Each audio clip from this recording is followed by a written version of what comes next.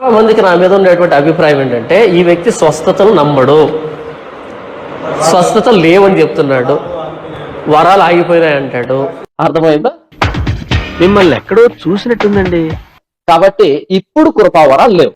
అలా కాదండి, ఇప్పటికీ సూచక్రియలు చేస్తున్నామండి, నమ్మితే అందరికి సూచక్రియలు దేవుడు ఇస్తాడండి, దేవుడేం పక్షపాతి కాదండి అని సమయం సందర్భం లేకుండా తోకతోండం లేకుండా మాట్లాడేటువంటి మేధావులు ఉంటే నాకు తెలుసు ఆ విషయం. ఇలాంటి వారికి నేను ఇచ్చేటువంటి సవాల్ ఏంటంటే, టెస్ట్ ఏంటంటే, మీరు ఎవరైనా నాకు పలానా కృపావరం అనుగ్రహించబడింది అనుకుంటే గనక అది స్వస్థపరిచే కృపావరం గాని, దయ్యాలు వెలగొట్టే కృపావరం గాని, దయ్యాలు వెలగొట్టే కృపావరం గాని, దయ్యాలు వెలగొట్టే కృపావరం గాని, పాములు ఎత్తి పట్టుకునే కృపావరం గాని, ఏదైనా సరే మీ ఇష్టం. పరిశుద్ధాత్మ అనుగ్రహించి ఏ కృపావరం అయినా అనుగ్రహించబడితే నాకు ఫోన్ చేయండి, మన ఇద్దరం కూర్చొని మాట్లాడుకుందాం. కాబట్టి ఇప్పుడు కృపావరాలు లేవు, ఇప్పుడు లేవు.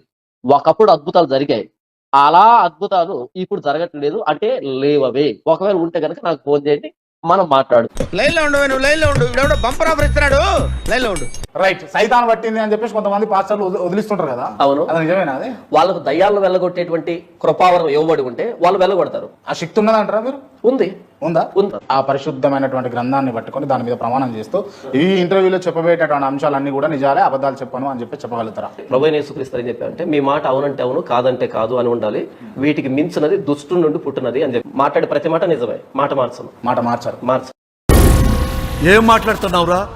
నరాలు కట్ అయిపోయింది.